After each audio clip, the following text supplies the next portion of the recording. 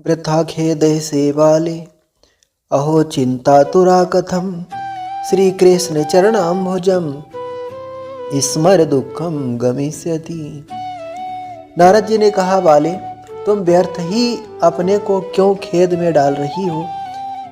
अरे तुम इतनी चिंतातुर क्यों हो? भगवान श्री कृष्ण के चरण कमलों का चिंतन करो, उनकी कृपा से तुम्हारा सारा दुख दूर हो जाएगा।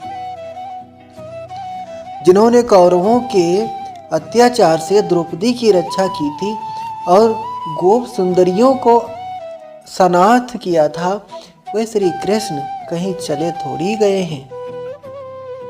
स कृष्णा क्वापिनो गता। फिर तुम तो भक्ति हो और सदा उन्हें प्राणों से भी प्यारी हो। तुम्हारे बुलाने पर तो भगवान नीचों के घरों में भी चले जाते हैं।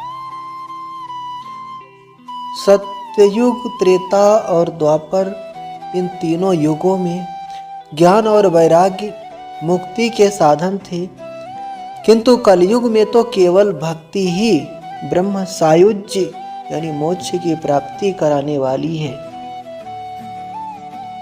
ये सोचकर ही परमानंद चिन्मूर्ति ज्ञान स्वरूप श्री हरि ने अपने सत्य स्वरूप से तुम्हें रचा है। तुम साक्षात श्री कृष्ण चंद्र की प्रिया और परम सुंदरी हो। एक बार जब तुमने हाथ जोड़कर पूछा था कि मैं क्या करूं, तब भगवान ने तुम्हें यही आज्ञा दी थी कि मेरे भक्तों का पोषण करो। तुमने भगवान की वह आज्ञा स्वीकार कर ली। इससे तुम पर श्री हरि बहुत प्रसन्न हुए और तुम्हारी सेवा करने के लिए मुक्ति को तुम्हें दासी के रूप में दे दिया और इन ज्ञान वैराग्य को पुत्रों के रूप में दिया। तुम अपने साक्षात स्वरूप से वैकुंठ धाम में ही भक्तों का पोषण करती हो। भूलोक में तो तुमने उनकी पुष्टि के लिए केवल छाया रूप धारण कर रखा है। तब तुम मुक्ति, ज्ञान और वैराग्य को साथ लिए पृथ्वी तल पर आई। तुम अपने साक्षात स्वरूप से वैकुंठ धाम में ही भक्तों का पोषण करती हो। भूलोक में तो तुमने उनकी पुष्टि के लिए केवल छाया रूप धारण कर रखा है।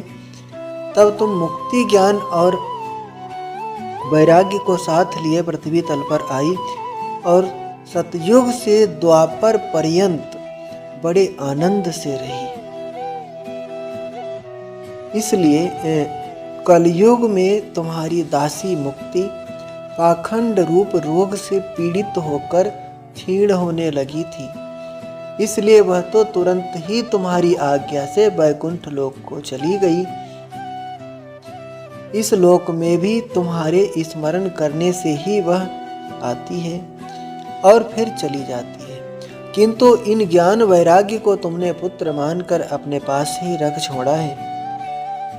इस लोक में भी तुम्हारे स्मरण करने से ही वह आती है और फिर चली जाती है, किंतु इन ज्ञान वैराग्य को तुमने पुत्र मानकर अपने पास ही रख छोड़ा है। फिर भी कलयुग में इनकी उपेक्षा होने के कारण तुम्हारे ये पुत्र उत्साहहीन और वृद्ध हो गए।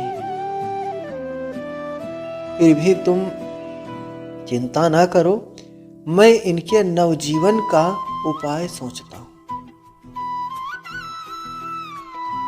सुमुखी, कलयुग के समान कोई भी युग नहीं है।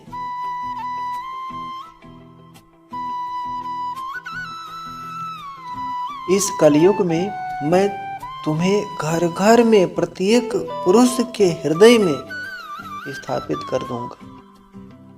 देखो, अन्य सब धर्मों को दबाकर और भक्ति विषयक महोत्सवों को आगे रखकर यदि मैंने लोक में तुम्हारा प्रचार न किया तो मैं श्री हरि का दास नहीं।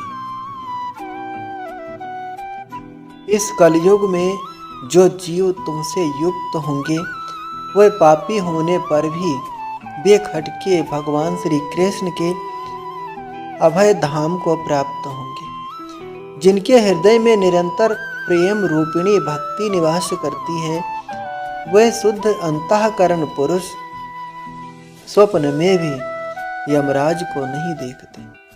जिनके हृदय में भक्ति महारानी का निवास है, उन्हें प्रेत, पिशाच, राक्षस या दैत्य आदि स्पर्श करने में भी समर्थ नहीं हो सकते। तप, वेदाध्ययन, ज्ञान और कर्म आदि किसी भी साधन से भगवान वश में नहीं किए जा सकते। वह केवल भक्ति से ही वशीभूत होते हैं। इसमें श्री गोपीजन प्रमाण है। मनुष्यों का सहस्त्रों जन्म के पुण्य प्रताप से भक्ति में अनुराग होता है। कलयुग में केवल भक्ति ही सार है। भक्ति से तो साक्षात श्री कृष्ण चंद्र सामने उपस्थित हो जाते हैं।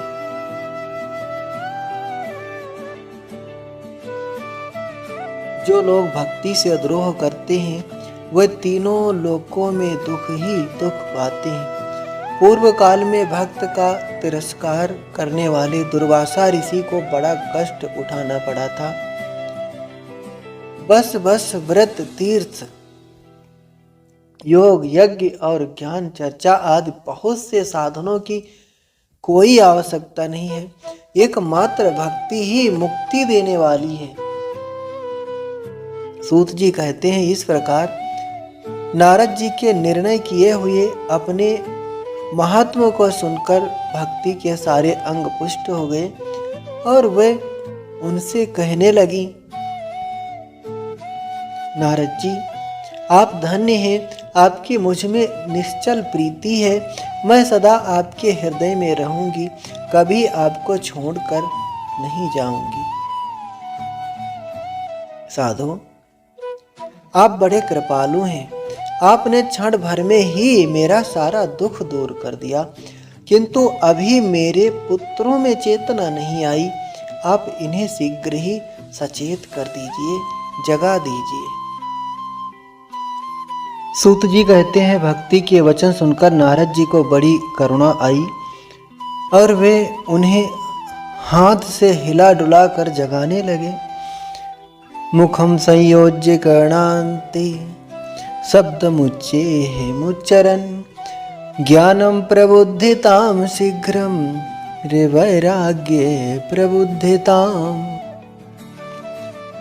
फिर उनके कान के पास मुंह लगाकर जोर से कहा, ओ ज्ञान, जल्दी जग जाओ, जग पड़ो। ओ वैराग्य, जल्दी उठो।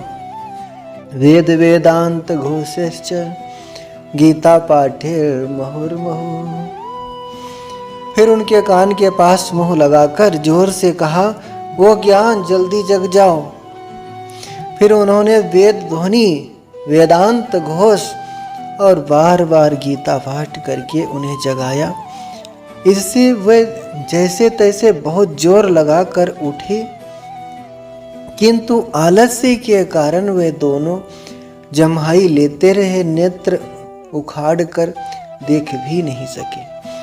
उनके बाल बगुलों की तरह सफेद हो गए थे। उनके अंग प्रायः सूखे काठ के समान निस्तेज और कठोर हो गए थे।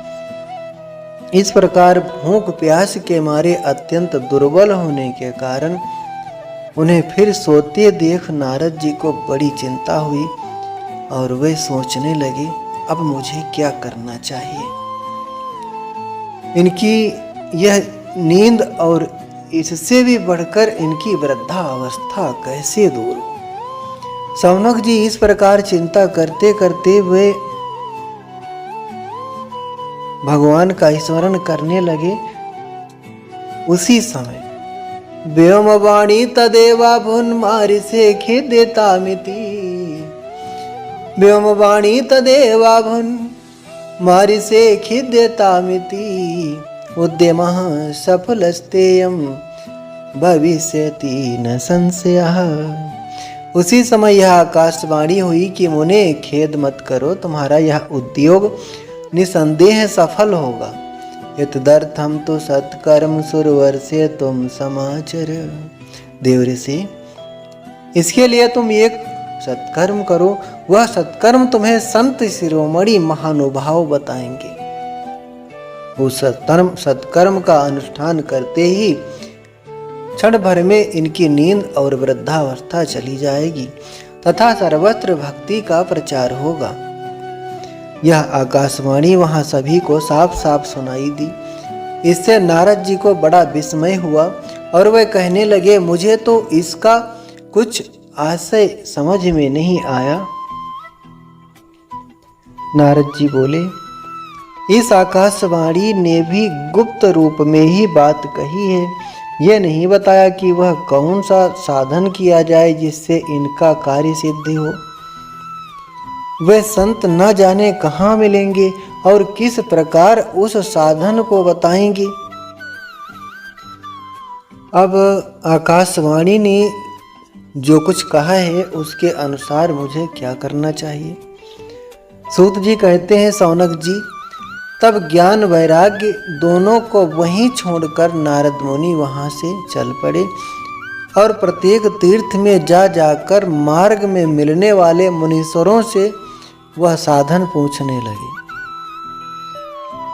उनकी उस बात को सुनते तो सब थे, किंतु उसके विषय में कोई कुछ भी निश्चित उत्तर नहीं देता था। किन्हीं ने उसे असाध्य बताया, कोई बोले इसका ठीक ठीक पता लगना ही कठिन है, कोई सुनकर चुप रह गए और कोई तो अपनी अवज्ञा होने के भय से बात को टाल टोल कर खिसक गए। त्रिलोकी में महान आश्चर्यजनक हाहाकार मच गया। लोग आपस में कानाफूसी करने लगे। भाई, जब वेद ध्वनि, वेदांत घोष और बार बार गीता पाठ सुनाने पर भी भक्ति, ज्ञान और वैराग्य ये तीनों नहीं जगाए जा सके, तब और कोई उपाय नहीं। स्वयं योगी राज नारद को भी जिसका ज्ञान नहीं है उसे दूसरे संसारी लोग कैसे बता सकते हैं। इस प्रकार जिन जिन ऋषियों से इसके विषय में पूछा गया, उन्होंने निर्णय करके यही कहा कि यह बात दुसाध्य ही है। तब नारद जी बहुत चिंतातुर हुए और बदरी वन में आए। ज्ञान वैराग्य को जगाने के लिए वहां उन्होंने यह निश्चय किया कि मैं तप करूंगा। इसी समय उन्हें अपने सामने करोड़ों सूर्यों के समान तेजस्वी सनकादिक मुनीश्वर दिखाई दिए। उन्हें देखकर वे मुनि श्रेष्ठ कहने लगे, महात्माओं, इस समय बड़े भाग्य से मेरा आप लोगों के साथ समागम हुआ है। आप मुझ पर कृपा करके शीघ्र ही वह साधन बताइए। आप सभी लोग बड़े योगी, बुद्धिमान और विद्वान हैं। आप देखने में 5-5 वर्ष के बालक से जान पड़ते हैं, किंतु हैं पूर्वजों के भी पूर्वज। आप लोग सदा वैकुंठ धाम में निवास करते हैं, निरंतर हरि संकीर्तन में तत्पर रहते हैं। भगवत लीला अमृत का रसास्वादन कर सदा उसी में उन्मत्त रहते हैं और एकमात्र भगवत कथा ही आपके जीवन का आधार है।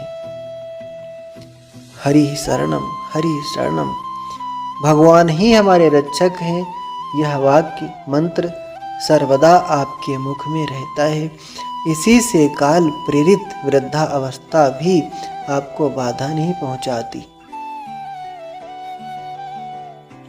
पूर्व काल में आपके भ्रूभंग मात्र से भगवान के विष्णु के द्वारपाल जय और विजय तुरंत पृथ्वी पर गिर पड़े थे और फिर आपकी ही कृपा से वे पुनः वैकुंठ लोक पहुंच गए। धन्य है, इस समय आपका दर्शन बड़े सौभाग्य से ही हुआ है। मैं बहुत दीन हूँ और आप लोग स्वभाव से ही दयालु हैं, इसलिए मुझ पर आपको अवश्य कृपा करनी चाहिए। बताइए, आकाशवाणी ने जिसके विषय में कहा है वह कौन सा साधन है और मुझे किस प्रकार उसका अनुष्ठान करना चाहिए। आप इसका विस्तार से वर्णन कीजिए। भक्ति ज्ञान और वैराग्य को किस प्रकार सुख मिल सकता है और किस तरह इनकी प्रेम पूर्वक सब वर्णों में प्रतिष्ठा की जा सकती है। सनकादिक ने कहा, देवर्षि आप चिंता न करें, मन में प्रसन्न हो। उनके उद्धार का एक सरल उपाय पहले से ही विद्यमान है। नारद जी, आप धन्य हैं, आप विरक्तों के शिरोमणि हैं, श्री कृष्ण दासों के शाश्वत पथ प्रदर्शक एवं भक्ति योग के भास्कर हैं। आप भक्ति के लिए जो उद्योग कर रहे हैं, यह आपके लिए कोई आश्चर्य की बात नहीं समझनी चाहिए। भगवान के भक्त के लिए तो भक्ति की सम्यक स्थापना करना सदा उचित ही है। ऋषियों ने संसार में अनेकों मार्ग प्रकट किए हैं, किंतु वे सभी कष्ट साध्य हैं और परिणाम में प्रायः स्वर्ग की ही प्राप्ति कराने वाले हैं। अभी तक भगवान की प्राप्ति कराने वाला मार्ग तो गुप्त ही रहा है। उसका उपदेश करने वाला पुरुष प्रायः भाग्य से ही मिलता है। आपको आकाशवाणी ने जिस सत्कर्म का संकेत किया है, उसे हम बतलाते हैं। आप प्रसन्न और समाहित चित्त होकर सुनिए। नारद जी, द्रव्य यज्ञ, तपो यज्ञ, योग यज्ञ और स्वाध्याय रूप ज्ञान यज्ञ, ये सब तो स्वर्ग आदि की प्राप्ति कराने वाले कर्म की ही ओर संकेत करते हैं, किंतु सत्कर्म सूचको नूनम ज्ञान यज्ञ स्मृतो बुधैः। सत्कर्म सूचको नूनम ज्ञान यज्ञ स्मृतो बुधैः। श्रीमद्भागवतालापः सतगीतः शुकादिभिः। पंडितों ने ज्ञान यज्ञ को ही सत्कर्म, मुक्तिदायक कर्म का सूचक माना है। वह श्रीमद् भागवत का पारायण है, जिसका गान सुख आदि महानुभावों ने किया है। उसके शब्द सुनने से ही भक्ति ज्ञान और वैराग्य को बड़ा बल मिलेगा। इससे ज्ञान वैराग्य का कष्ट मिट जाएगा और भक्ति को आनंद मिलेगा। सिंह की गर्जना सुनकर जैसे भेड़िए भाग जाते हैं, उसी प्रकार श्रीमद् भागवत की ध्वनि से कलयुग के सारे दोष नष्ट हो जाएंगे। तब प्रेम रस प्रवाहित करने वाली भक्ति ज्ञान और वैराग्य को साथ लेकर प्रत्येक घर और व्यक्ति के हृदय में क्रीड़ा करेंगी। वेद वेदांत घोषेश्चा गीता पाठिर मुहुर्मुहुः। वेद वेदांत घोषेश्चा गीता पाठिर प्रबोधितम् भक्ति ज्ञान विरागाणाम नोदतिष्ठन् त्रिकं यदा। नारद जी ने कहा कि मैंने वेद वेदांत की ध्वनि और गीता पाठ करके उन्हें बहुत जगाया, किंतु फिर भी भक्ति ज्ञान और वैराग्य ये तीनों नहीं जगे। ऐसी स्थिति में श्रीमद् भागवत सुनाने से वे कैसे जगेंगे, क्योंकि उस कथा के प्रत्येक श्लोक और प्रत्येक पद में भी वेदों का ही तो सारांश है।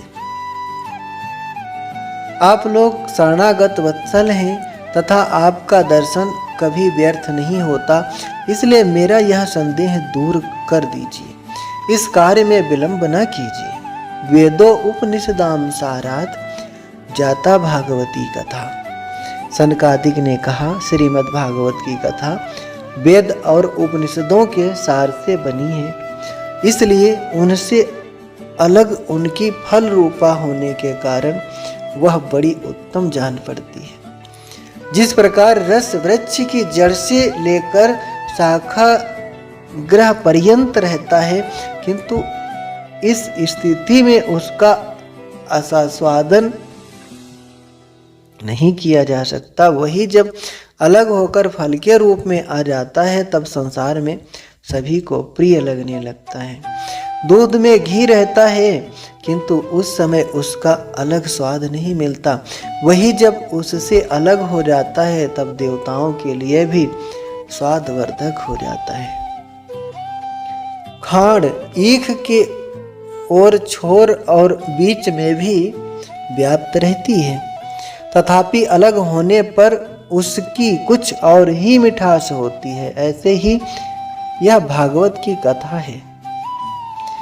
यह भागवत पुराण वेदों के समान है। श्री वेदव्यास ने इसे भक्ति, ज्ञान और वैराग्य की स्थापना के लिए प्रकाशित किया है। पूर्व काल में जिस समय वेद वेदांत के पारगामी और गीता की भी रचना करने वाले भगवान व्यासदेव खिन्न होकर अज्ञान समुद्र में गोते खा रहे थे, उस समय आपने ही उन्हें 4 श्लोकों में इसका उपदेश दिया था। उसे सुनते ही उनकी सारी चिंता दूर हो गई थी। फिर इसमें आपको आश्चर्य क्यों हो रहा है? जो आप हमसे प्रश्न कर रहे हैं, आपको उन्हें शोक और दुख का विनाश करने वाला श्रीमद् भागवत पुराण ही सुनाना चाहिए। नारद जी ने कहा, महानुभावों, आपका दर्शन जीव के संपूर्ण पापों को तत्काल नष्ट कर देता है और जो संसार दुख रूप दावानल से तपे हुए हैं उन पर शीघ्र ही शांति की वर्षा करता है। आप निरंतर शेष जी के साहस मुखों से गाए हुए भगवत कथा अमृत का ही पान करते रहते हैं। मैं प्रेम लक्षणा भक्ति का प्रकाश करने के उद्देश्य से आपकी शरण लेता हूँ। भाग्योदयेन बहुजन्म समर्जितेन सत्संग मंच लभते पुरुषो यदा वयेहि। अज्ञान हेतु कृत मोह मदांधकार न संविदाहित दोदयते विवेकः। जब अनेकों जन्मों के संचित पुण्य पुंज का उदय होने से मनुष्य को सत्संग मिलता है, तब वह उसके अज्ञान जनित मोह और मद रूप अंधकार का नाश करके विवेक उदय होता है। इत्तरी पद्म पुराणे उत्तरखंडे श्रीमद्भागवत महात्म्य कुमार नारद संवादो नाम 2 अध्याय संपूर्ण।